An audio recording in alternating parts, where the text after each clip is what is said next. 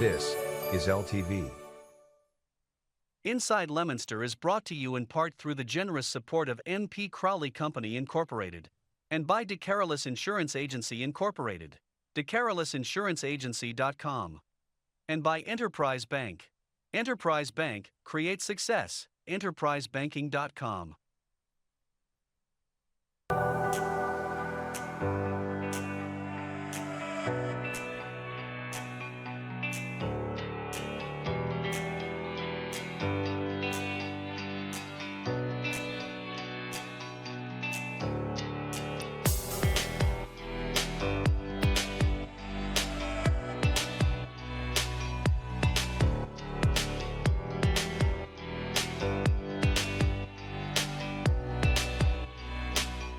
And here we are. We're live this afternoon on this beautiful Thursday afternoon.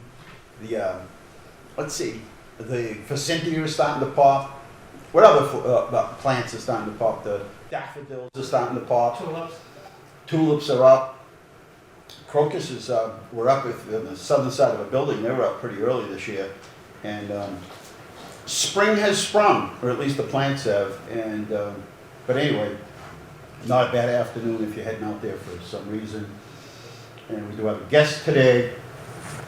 Lindsey English is the administrative assistant at the health department. We're going to be talking about a ton of different things that they're working on at the health department, but she's also the head of the Fostering Change, which is a nonprofit that does tremendous work in the area. So we'll get a chance to talk to her about that. Let's see if there's anything like urgent I need to tell you. Yes, leaf and yard waste pickup has started. So you can put it up at the curb on trash day and they'll pick it up. As many bags as you want. The only thing is you can put them in cardboard boxes. You can put them in a barrel with no cover on it. You can put them in biodegradable paper bags, but nothing in plastic because they can't tell whether the bag's biodegradable or not.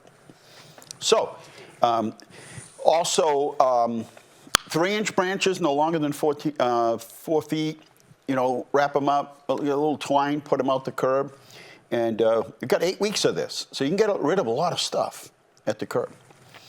And if for some reason you missed it, and you missed a day, and you clean up this weekend, you want to go down to the transfer station Thursdays, Fridays, and Saturdays, 22 Jungle Road, across from Walmart, Thursday, Friday, and Saturday, I think it's 8 to 12.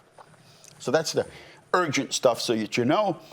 And Art's in the transition of moving and setting up in Framingham. It's going to be his new address.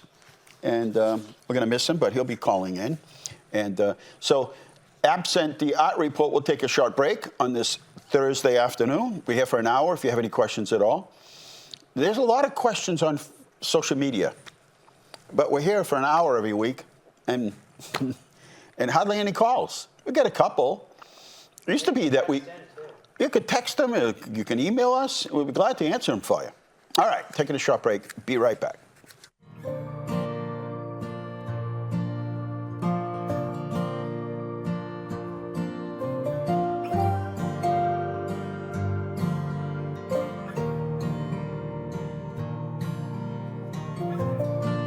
Hello and welcome to Escape to the Trails. I'm your host, Rick Edwards, and today we will be going to Bear Park to explore the different trails. We're gonna have a good time.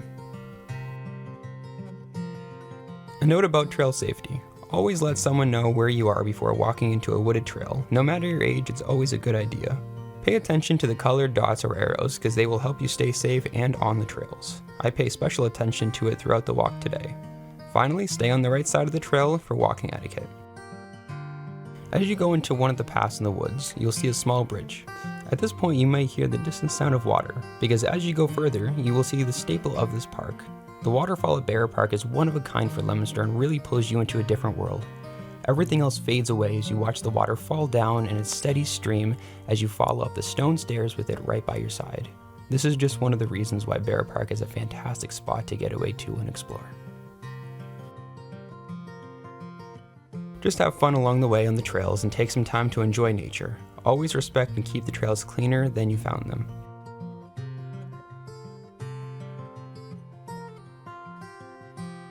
I feel that Bear Park is a staple of Leominster.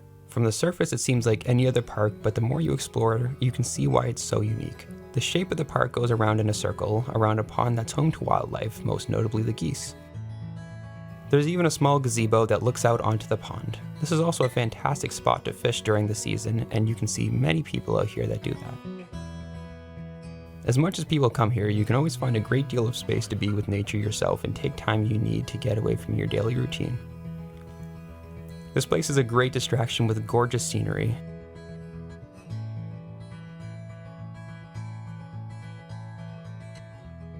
It's always good to have an idea of the regulations of the park to keep this amazing spot preserved for generations to come. And there's only a couple of rules. 1, dogs are not allowed in this park. And 2, there's no swimming in the pond. At the end of the day, whether you go to this park to have fun with friends or family, or you just need some time for yourself, being outside heals you and can give you what you're missing sometimes, even if you don't think you need it. I always like to spend at least a little bit of time outside every day, but the same routine can get boring. Having access to these parks and trails is such a great thing and part of what makes Leominster special. Until next time, this has been Escape to the Trails. I'm your host, Rick Edwards, and thank you for watching. Nice job, Rick. Good job. Nice job.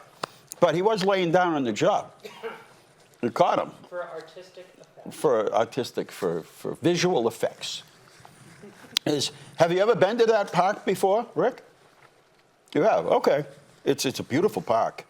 And most of the people that visit regularly will say to me, don't tell anybody. Don't tell anybody. We like it this way. But there's always somebody around. But you're right. There's plenty of room to kind of spread out.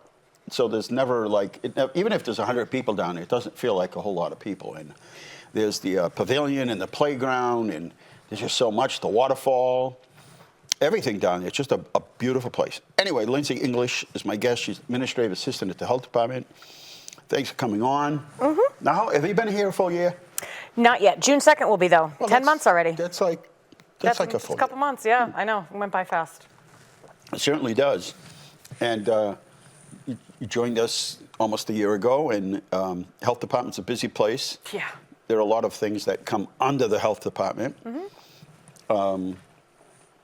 Food inspection, and there's a city nurse. And the city nurse is an interesting thing because there are a whole lot of, they have to keep track of like infectious diseases and stuff. Is that what it is? Yeah, she's got infectious diseases. She sometimes has to do patient visits. Like she's had a few patients with, TB patients recently. And so she'd sometimes have to do visits with them and reporting to the state. And then,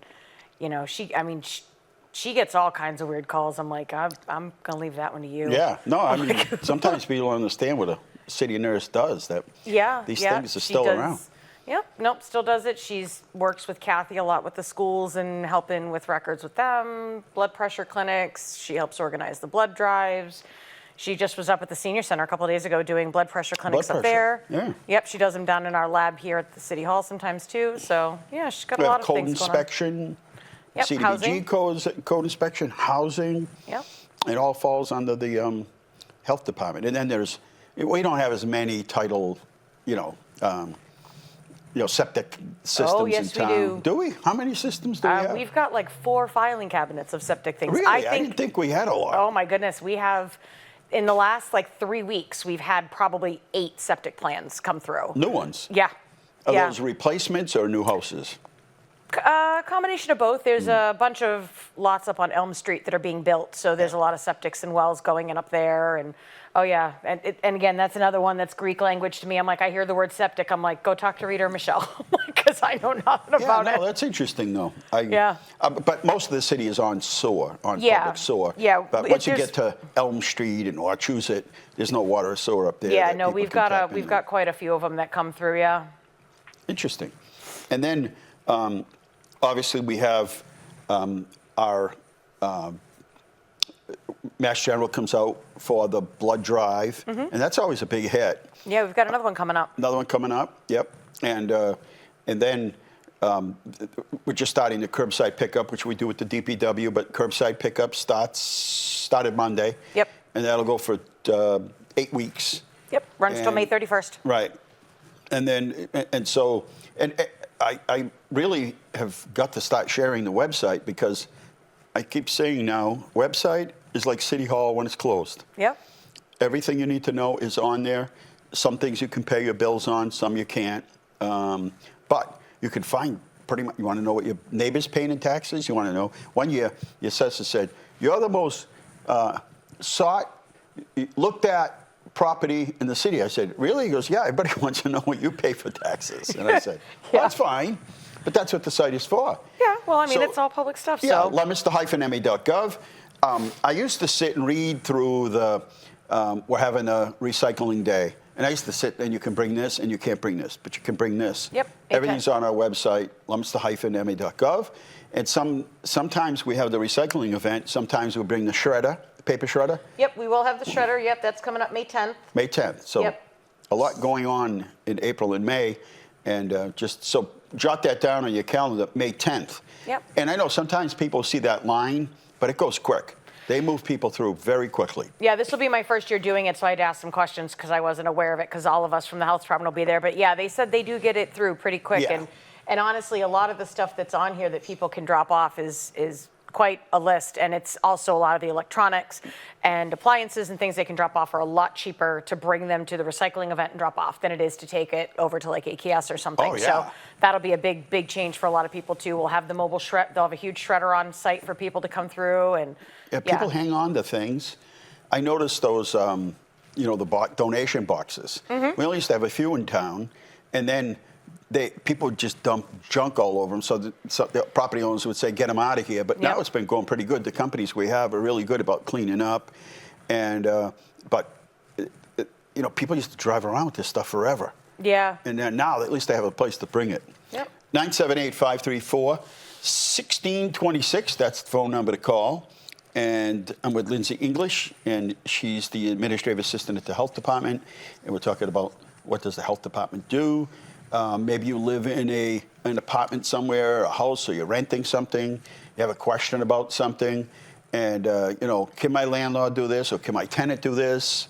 You can give the health department a call. They'll let you know what all the regulations are. When are they supposed to turn the heat on? When are they supposed to turn the heat off?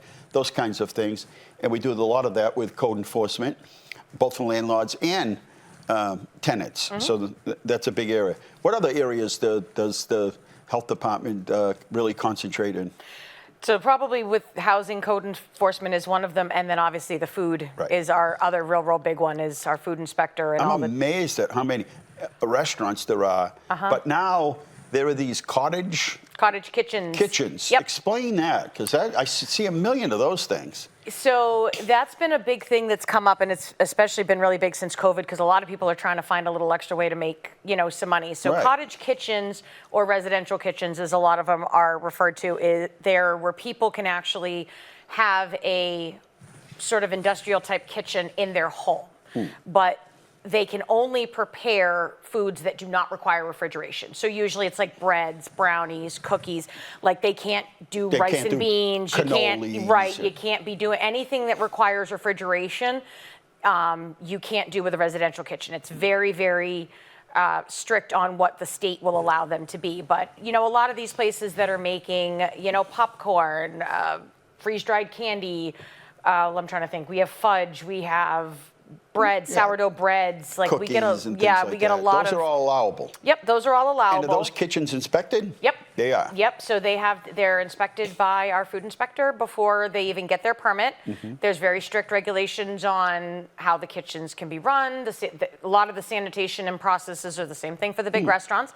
And then those residential kitchens, because their output is a little bit less, they're inspected at least once a year. They're inspected before they're permitted, and then they're inspected at least once a year. Depending on things, Rita sometimes can get out there twice a year to check them out.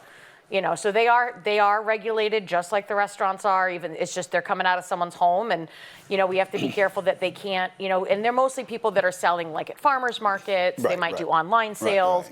Church that fairs, kind of thing. That kind of stuff. Yep, like people who make cakes, like they'll make a cake the day of and transport it to a facility. Yeah. And that's fine, as long as it doesn't have to be refrigerated. Well, right, that they have to be able to, if they're doing something like that, it gets delivered same day. Yeah. So we have a couple cake studios. Since I kidnapped you today, I figured we'll talk about fostering change because that's really over the holidays and everything. That really kind of peaked.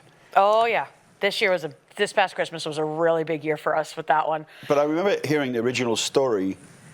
I don't know how many years ago it was that you started this. 8 years. Was it? It's been 8 years? Yep, we started in 2018. And you told your story about what the fire behind this whole thing was. If you don't mind, it's up to you. You don't have to share it. But... No, I talk about it all the time. So, I'm a former foster child, so I was in and out of foster care growing up. I was permanently placed with the state when I was 15 because my mom just wasn't really able to be a parent. So I got signed over to the state when I was 15, got placed in a foster home in Gardner. I was in foster care until I was 19, where I aged out. And I had... So you can age out at foster care? Oh, yeah. Well, technically, you age out of foster care at 18, because at that point in the state of Massachusetts, you're a legal adult. But if you are a full-time student in school, whether it's still high school or college, after you've turned 18, as long as your foster parents are willing to allow you to stay, the state, you can still stay in foster care, stay on the, the Mass Health, stay on the dental, getting pretty much full financial aid, because when you're a foster child and basically the state of your parents, usually you get full, financial aid to most state and community colleges. So I ended up doing a year of college while I was still in foster care. I went to the Mountain Gardner. And then when I left school, I ended up moving out because, I was 19. Yeah. I knew it all. Let's take on the world. Watch out. Step aside. I was running what I was running. Lindsay's ready. She's taking on the world. I definitely did it the hard way. But yeah, so I was in care. I was my foster mother was a single divorced woman. She never had kids of her own. And she had been a foster parent by the time she retired from foster care. I think she'd been a foster parent for probably about 25 years. Wow. She had well over 400 foster kids come through her house. That's amazing. And she was crazy. She had 6 teenage girls at once. Wow. I had 1, and I was ready to jump off my 3rd floor. She was just absolutely amazing. You know what I mean? She was very, very strict, but she was very fair. I tell people all the time, I credit the way that I am because of her, because So there's 5 other people in the... At minimum, there was 6 girls, all 6 teenagers. girls. She only took teenage girls, and we shared 2 bedrooms and 1 bathroom. Wow. Yeah. I actually was, this past Tuesday, Just like young Sheldon, you had a schedule? Oh, well, funny enough, we did have a bathroom schedule in the morning, especially in the morning. We all had a chore schedule. On when we could do our laundry, like we each had a laundry day. We each had a schedule in the morning for showers. Hey, I'll trade you your laundry day for my shower. No, I'm going to be honest with you. We used to actually barter our chores because I loved doing laundry. I still to this day do. And none of the girls like doing laundry. So I used to tell them, okay, I'll tell you what, I will do your laundry on your laundry day if you do my other chores. I don't think I did like the dishes for 6 months. Yeah. Because I just said, I'll do your laundry, I'll wash it, dry it, fold it. I love doing laundry. Smell of the fabric softener. Oh, my kids make fun of me now because I literally have like 6 things that go into my laundry: the soap, the OxyClean, the fabric softener, the scent beads. I'm a little nuts with my laundry. But yeah, so I was in care for the last 4 years, and then I got out on my own. And I had always said that in some way, capacity, I wanted to give back with foster kids because, my foster mother, I remember she always put in her own money at Christmas time. She always put her own money in it back to school time. I remember my 18th birthday in foster care, she bought me a Dolphins starter jacket. Wow. Because I loved the Dolphins because of the colors. And she bought me a pager. Yep, I'm dating myself a little bit. She bought me a pager when I was 18, and I remember thinking that was like the coolest Christmas I'd ever had. Was it alphanumeric paging? Oh yeah, it was. So you could text back kind of thing? Yep. Oh, you were really cool. Yeah. Oh yeah, I was something. You're in with the in crowd. Yeah, I was a foster kid with that to boot, so that was even better with it. That we kind of had those kinds of things, and like my proms, she got DCF to pay for my prom dress and to pay for my class ring. Things that. All these things that they normally don't have the money to do, and the state doesn't usually take care of. So when I got older and I started, doing things, and I was volunteering as a Girl Scout troop leader, and that's kind of how the Fostering Change thing started, was I was very big on community service. I still am, serving the community. I mean, I work for the city now, and giving back to the community in which you live in. And when I started my Girl Scouts, the girls were kindergartners. And so I wanted to instill in them as much as I could early on, that community service is great. Doesn't have to be a huge thing, just something to give. Every little bit helps, and to instill a sense of pride in their community. You know, one year we planted flowers in front of Francis Drake where we met, and you know, one year we volunteered up at the Apple Blossom Festival with the girls volunteered up there, and you know, I let them pick it, and one year they wanted to collect Christmas presents, and I said, all right. I said, well, who do you guys want the Christmas presents to go to? I'm expecting, you know, a shelter or something, and they knew my story because we had talked about it. Because one of the girls who came into our troop later in the year was because she was placed in foster care. Right. And she got placed in Leominster, and her foster mother wanted to get her involved. So I knew the story. And the little girl talked about it, so they decided they wanted to do something with foster kids. And that's kind of how it started. We got in touch with DCF, and, you know, the girls collected. The first year, the girls collected, you know, those lunch cafeteria tables. They had like 2 tables full of them. And I remember you came down and you did a whole picture with them. And they thought that they were the coolest thing. That picture still comes up in my Facebook memories every year. The girls thought they were the coolest thing because the mayor was sitting there taking pictures with them with all the toys they'd collected. It's a good lesson for them and us. Yeah, right? no, it was. They really enjoyed doing it. And then after that year, I ended up leaving Girl Scouts because I went back to school full time. And people started calling me. They're like, hey, are you collecting toys for Christmas this year? And I was like, ugh. I work a full-time job, part-time job, 2 kids, I'm back in school full-time. Sure, we're just going to take toys while we're at it. And it was that second year that I did that attorney Bob Dissett reached out. He's a wonderful man. Yep, he reached out because he has a nonprofit himself where he helps people who have an idea on how try to create it into a nonprofit. And he had reached out. You know, and I was like, no, this is too much. And I hemmed and hawed for a few months, and then he reached out again. Like he was pleasantly persistent about it. And finally I was like, all right, I'll meet with him, see what he has to say. Realized that the process wasn't as daunting as I think I was making it out to be. And he was amazing, walked me through every step. He did all of it pro bono. You know, he did all of the legal legwork with it to getting us in there, gave us all the guidance we needed to get it started. You know, I had to get a board of directors together. And so we were approved through the IRS to be a 501c3 March 26th of 2018. So we just passed 8 years. Wow. We're coming into our, 8 years doing this. And that's kind of how it started. And then, you know, an accountant stepped up and offered to do the taxes pro bono for a few years. Yeah, because that's a big deal. Once you start a nonprofit, a lot of times people don't get the paperwork to the state.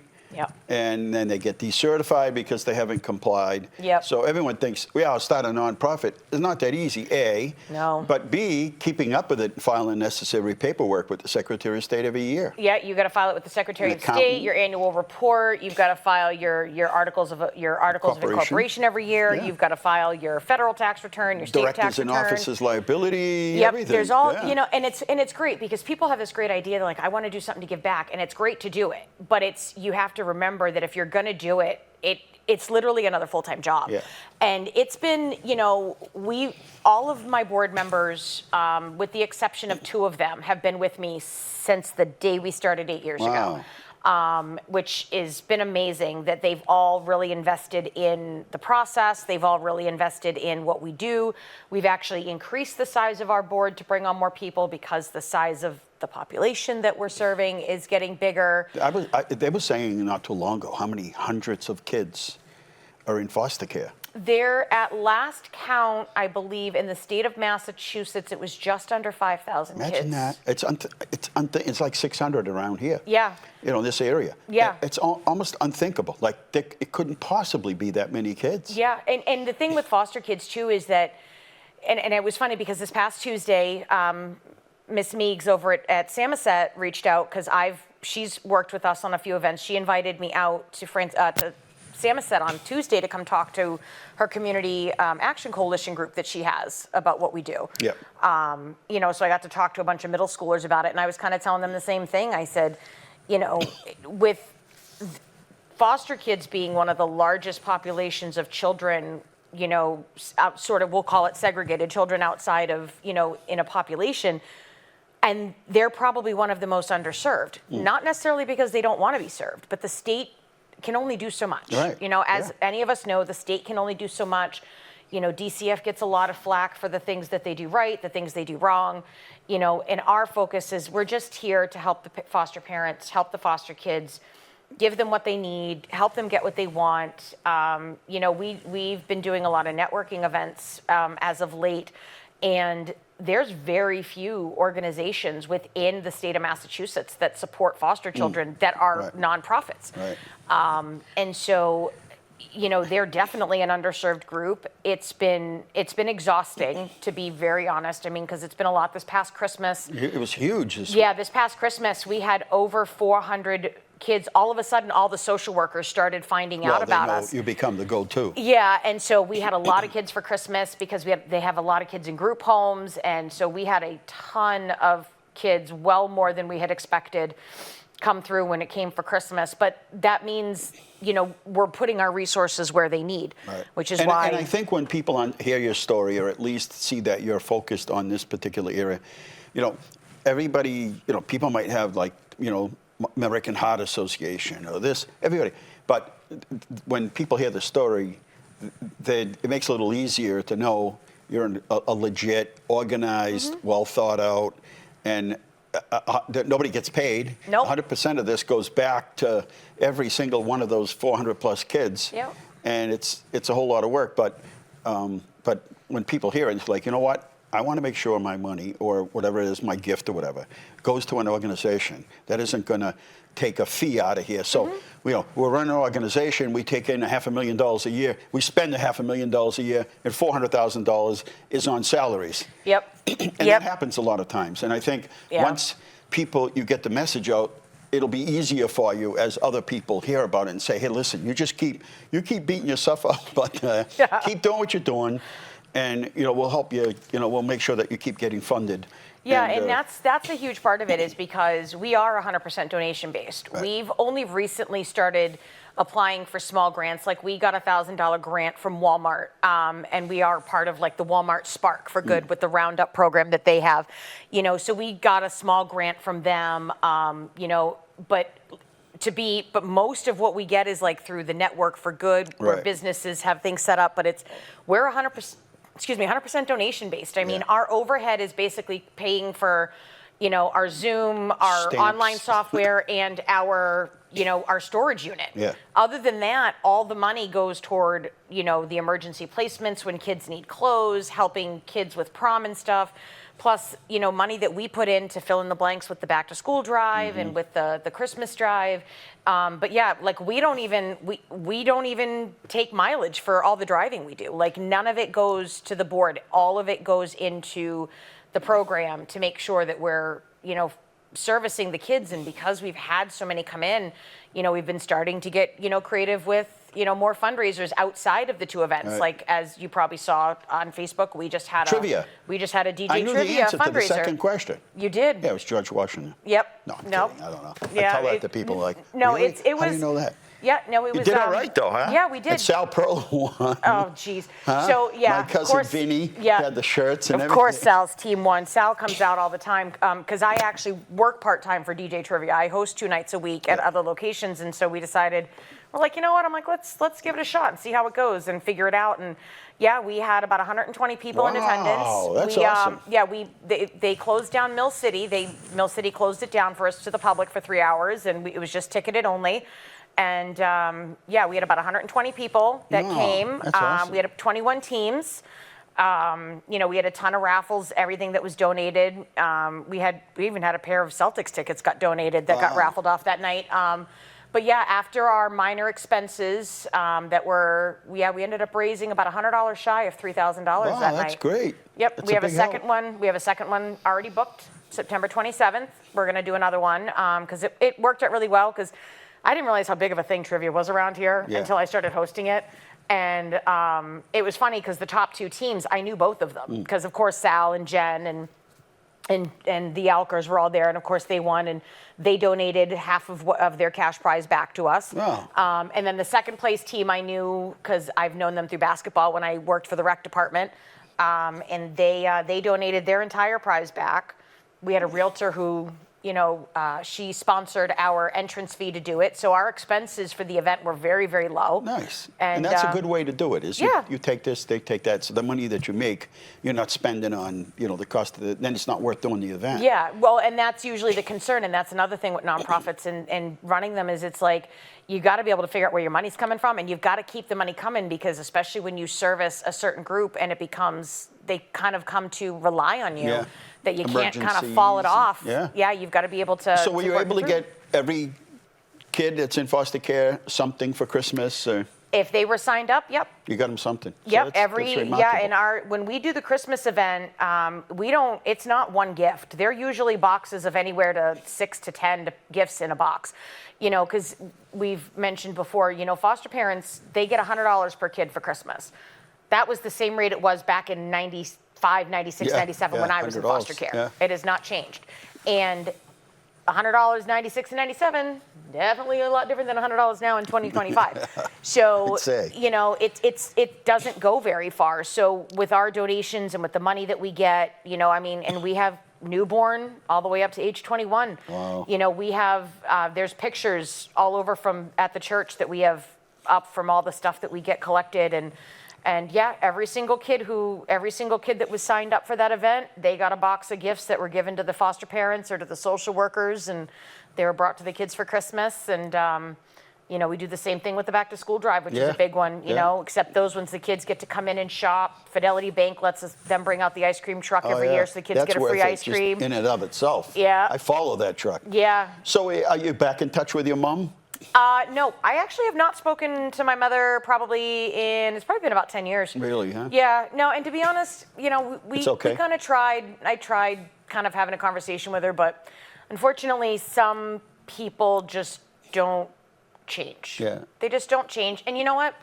I keep in touch with my foster mother. We, occasionally will email and stuff here and there. She had come out to one of our Christmas events when we were early on.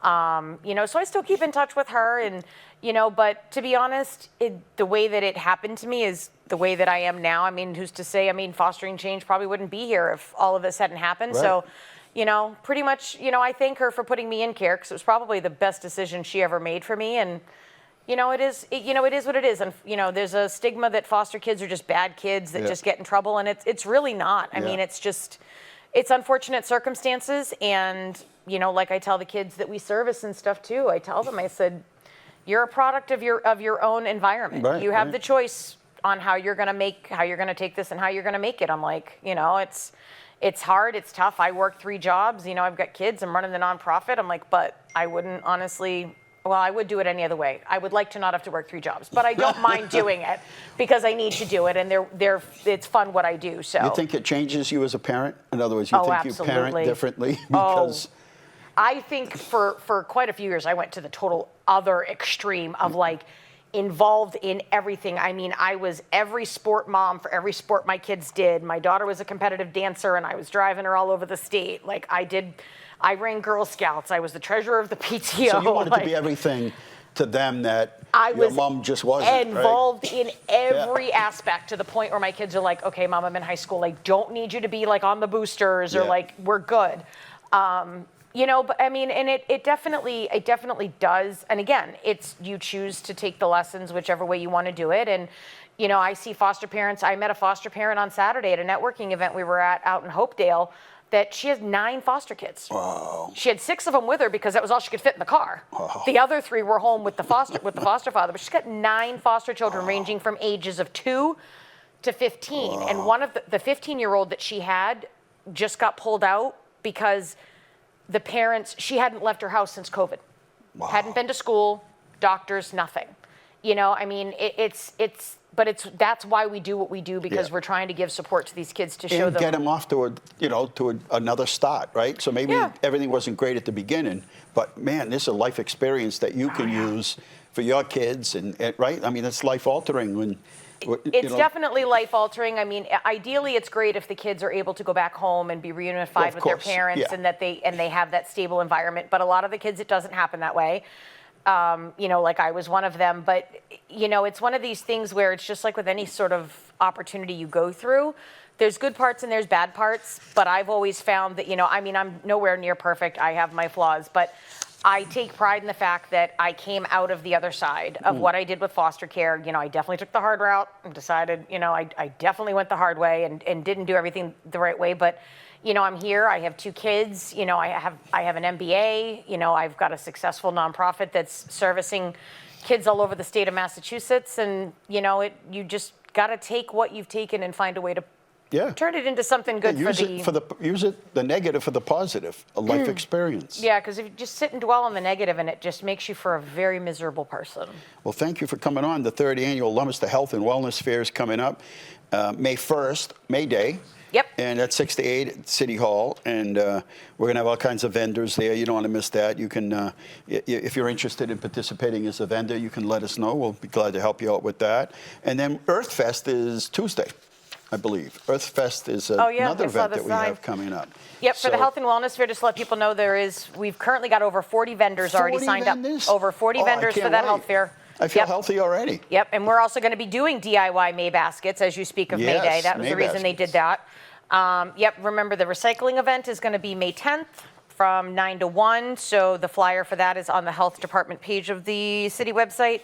And tentatively in the works for Mental Health Awareness Month, May 28th, we're going to be having a paint night in the auditorium. Cool. Nice. Stacy from Art on the Rocks is going to be coming out and doing a class. Oh, that's awesome. So, pay attention to the website and to the Health Department Facebook, because as we get more details hammered out on that, we will be putting that out there. It's happening in Leominster for anybody that wants to know. If you're on social media, if not, we do those print copies, and you can pick them up at City Hall. Thank you very much for sharing the first 40 minutes. I squeezed in the other part about fostering change, but we'll have you on once in a while just to talk about it, because I do think that as people retire and have some time on their hands, or maybe they went from 3 jobs to 1 job, and they're thinking, it's time, I'd like to give back. And they start to explore like different ways or different organizations that they can give back. And often I say, it doesn't always have to be like 30 hours a week that you have to give back. It could be just during back to school. And people, I think, are fearful to offer their time and say, well, listen, I'm kind of busy, but come the fall, I can help you with that. It's fine. I find organizations are very happy with that. That's okay. we take a year round. We take National Honor Society students, because I know there's a lot of kids out there, or parents who've got kids in National Honor Society that are starting to look for their hours. We're a nonprofit that can do them for sign-off hours. We've got plenty of organization in our storage units that need to be done, so we'll be happy to start taking them in. It's an hour here, half hour there, 45 minutes. Yep. All right, thank you very much. We're taking a short break. Yes, we are, and we'll be right back, because, we've got lots to share here today at Inside Leominster. Remember, the phone number is 978-534-1626.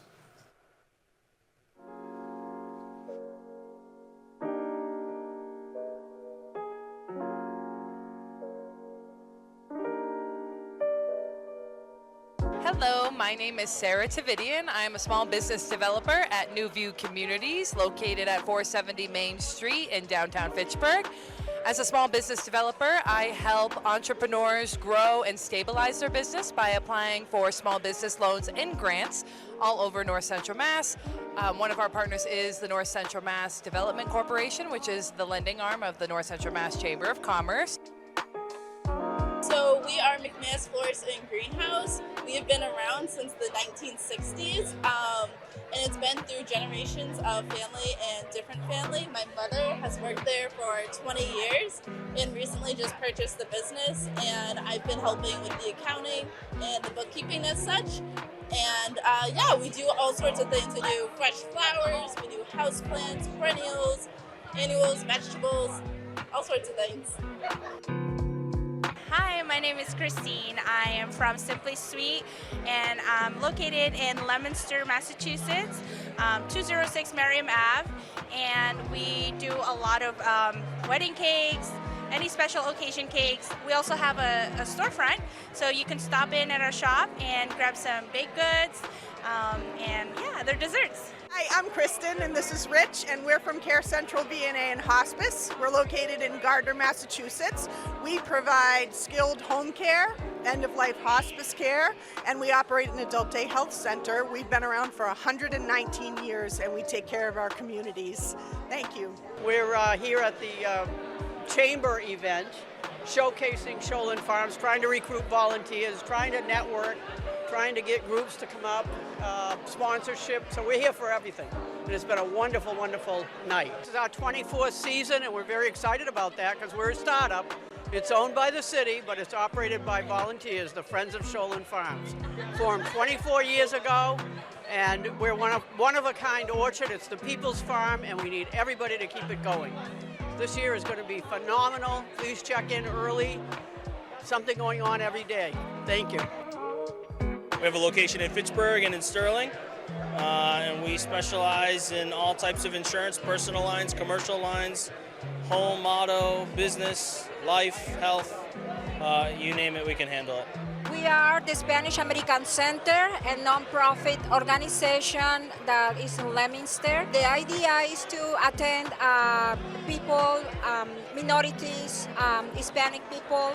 We provide with many services like food pantry, a school for youth, for domestic violence. Hi, my name is Paul McCarthy. I'm here with Jerry Gates. We represent SCORE.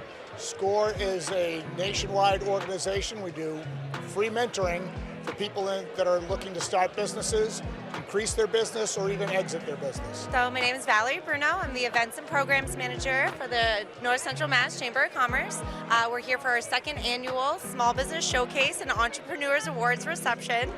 We're just wrapping up here, successful night, about 200 people, and we're looking forward to next year. There you go, and we're back. Let me just look here. Let's see. Okay.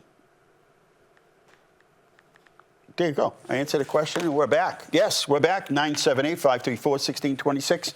All right, we have lots of photos and slides this week, so it helps me to stick to it because I drift off. So let's get started. How's that? You ready? All right, here we go. In the meantime, if you have any questions, give us a buzz. Well, there you go. 686, the number of people that tested positive with COVID in the last 7 days here in Commonwealth, Massachusetts.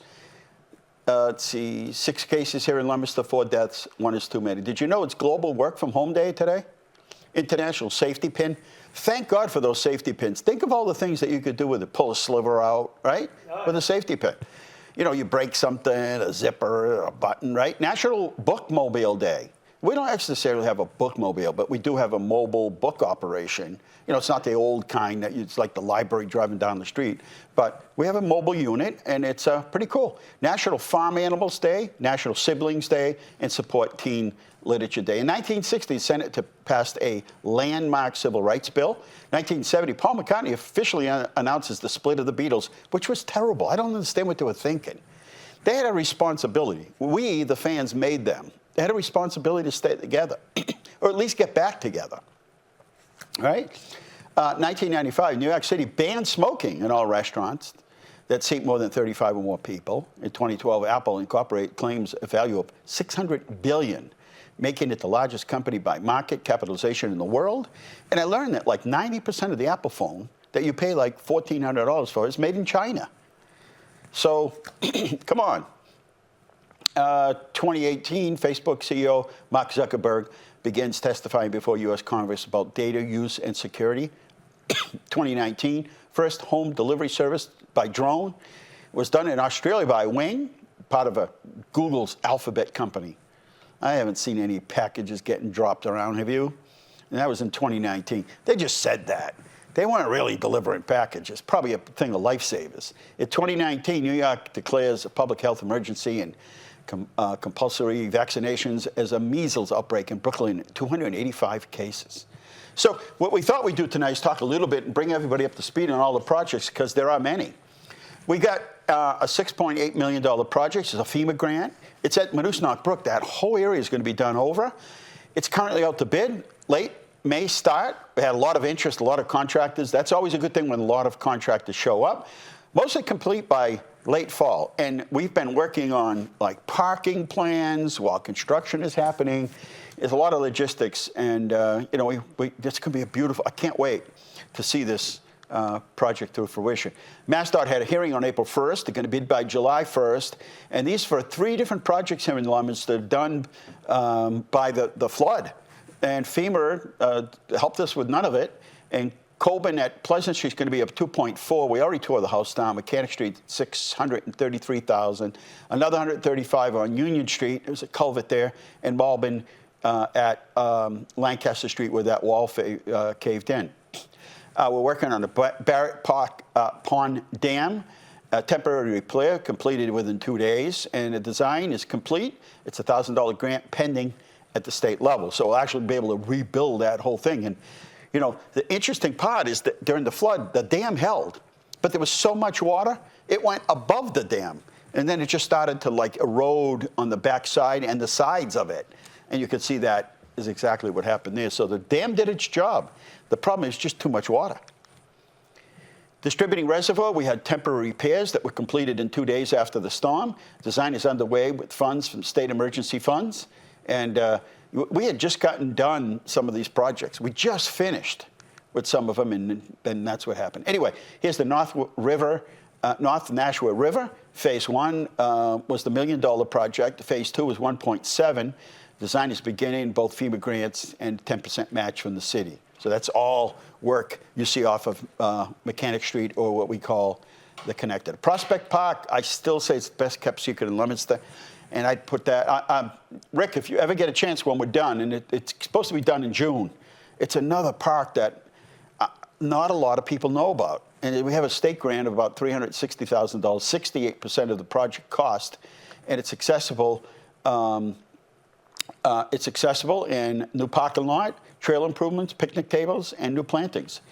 And it really is, I'm telling you, it's one of our best parks. And Twin City Rail Trail downtown, Leominster, it's going to begin at Depot Square, and it's going to end at the offside or the other side of Carter Park. It's the final piece to our Main Street connection to Depot Square. It's a $1.3 million cost, and work will begin shortly. I met with the contractor out there, great company, very excited about them. Shared Streets grant also submitted to the state, and last week of pedestrian improvements between the end of the trail and downtown. I remember standing out there at Carter Park speaking to the trails people from the state, and they were just so excited about, you know, coming through Carter Park and connecting to the downtown and then connecting to the existing trail. And that was several years ago. So moving right along, as they say on the Muppets, right? Is that the Muppets? Moving right along, dun-dun-dun, dun-dun-dun, dun-dun-dun. That's a good tune. What it takes to complete a street. So, you know, oftentimes we'll start telling everybody, here's where we're working, here's where we're paving streets. And they're like, well, where's my street? Well, a lot of times they need a sewer line or a water line or drainage. So anyway, so we looked at Washington Street. And we looked at what it cost us to replace the water line on Water Street. Water Street. Water line. We are going to do the water line on Water Street, by the way. But in the meantime, we looked at what is it the cost to do the water line on Washington Street. It was $2.2 million. What's it cost to do the sewer relining? $300,000. The drainage is $250,000. Sidewalks were $520,000, and the paving was $520,000. $3.7, almost $3.8 million to do one street.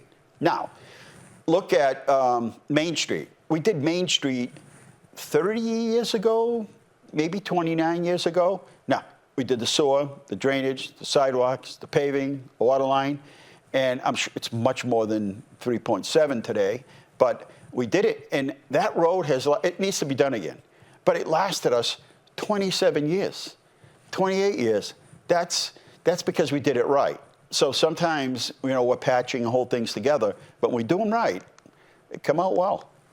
And here we go with pictures of the week. I'm glad we're doing this now because usually we're rushing at the end. Milling done on Chalmers Street, which is up by North Main Street. Prospect Street milling is complete. That was getting really bad up by the school. Lincoln Terrace milling, again, we did the gas lines, the water, the sewer, everything up there. Graham Street milling complete. Manusnock Brook, pre-bid meeting. As I said, quite a few every time we have a pre-bid meeting, we take the contractors out, it's raining. I don't know why. Flushing continues. And often I'll see on social media, the water looks terrible. What's going on? There are a number of reasons why the water might look murky or a little discolored. One could be your water line, could be our water line, could be flushing, could be a broken water line, could be a failed hot water tank. There are a number of reasons why. But let us know. That's the most important thing. In this particular case, it's flushing. Don't turn on the hot water, which makes it worse. When the flushing is over, first of all, leave some water set aside in gallon jugs or whatever so you have water. And then when it's over and we flushed, just run the cold water. It clears right up. Elm Street water line underway. Fun with flamingos. So I had the chance. Now, you know, sometimes you get invited to something and you're like, yeah, you know, it sounds fun and everything. But I got there. I bet you I was there for a couple hours.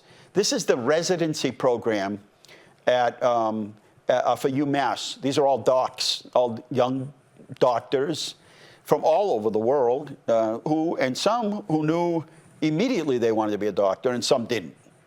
And we had such fun. It was such a good vibe and good chemistry there. And I had to select one as the winner. I'll go back. And it was the second one from the left. And so they had a contest. Their mascot is the pink flamingo. Second from the left is the one that I picked. But I got to be honest with you, it was really hard picking. You know, the slim pickings? Well, these were hard pickings. Make way for a new DPW salt shed.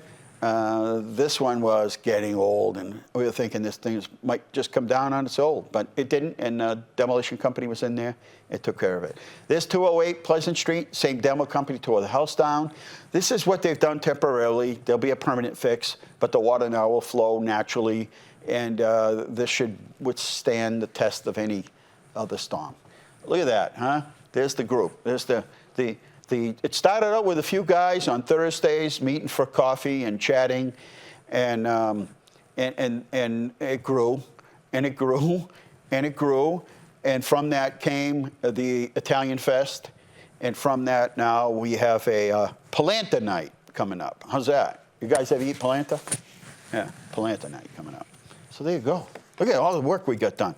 All right, so Earth Fest is Tuesday. That's April 15th, tax day. I can't wait to get my taxes done. I'll pay. I just want to get it over with.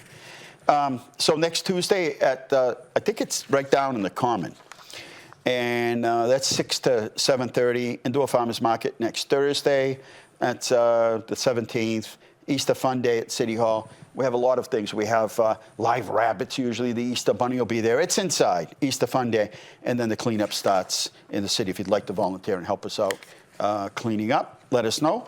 As I said last week, we're the 2025 All-American City finalist, along with 19 other communities across the country. So we're gearing up for the finals. We're getting ready. We're working out. St. Anna's dinner is tomorrow night, 4 to 7. And they have fish meal, but they also have pasta with marinara, and that comes with dessert and a soda. Cost us $14. Or you can just get a thing of chowder. Good stuff. All right, Easter egg. I'm not sure they're going to have this. I heard it might rain this Saturday. If there's anybody from Leominster United Methodist Church, by all means, let us know. They're up there at the corner of Merriam and Hall. They're having the Easter egg hunt. Easter egg hunt, April 12th from 10 to 12. 10 to 12. Out in the Bloom, April 25th, 27th, and 25th. I don't know if it's through the 27th. That's what it looks like. If you're interested at all and you would like information about what's happening here in Leominster, we do have a printed version of It's Happening in Leominster. It's a nice little, I think I'll take this home tonight, give it to my mother and my brother, but it's a nice little publication. There's a nice story in there about the whistle. Did you ever want to know about the whistle that you hear, about the fire whistle? It used to tell you that there was no school. It tells you what time it is. I do not own a watch. 8 o'clock it goes off, 12, 6 at night, and then 9 o'clock. And 9 o'clock is you better have your butt home. It's like the curfew bell.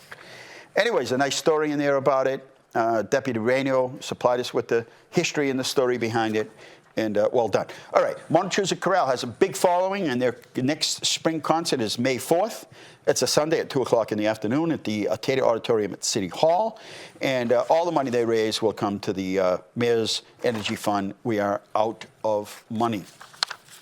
There'll be a fishing derby May 4th up at the Sportsman's Club, another one on the 10th for students, and it's going to be a free outdoor concert at Carter Park May 10th. Oh, I just saw this, Joy and Piano. Donations accepted that benefit the Leominster Music Education, featuring student and professional musicians. I didn't see this. How cool is this? 2 minutes left. Work continues. As I said, plenty of projects. They'll be back to finish up the front of Water Tower Plaza They are working down on Central Street from the old Tucker Manufacturing all the way to Sterling. So lots going on. And if you need to visit the yard waste drop-off site, it's at 22 Jungle Road, Thursday, Friday, and Saturdays, 8 to 12. And if you're going to the public library tomorrow on Friday, the 11th, it's preschool yoga with Miss Jamie at 9:30. And celebrate a world of music, drum to the beat with Arthur Day. And drum circles for connection, community, and creativity at 2:30 at the public library. And remember, we are open on Sundays, 1 to 5. All right, one more, and then I guess it's about all I can fit in here. Is the evening ride service provided by Mart, and that's 7 days a week. It's $2 per ride. 978-345-7711. And don't forget, if you need information, you can go to either It's Happening in Leominster or go to our website, Leominster that's the dash, MA.gov. We are out of time here inside Leominster. Thank you to the whole crew back there. They did a flawless job tonight. And thank you to our guest, Lindsey English. We'll be back next week. Good night. God bless you. Remember, the world is run by those who show up. Thanks for showing up. Good night.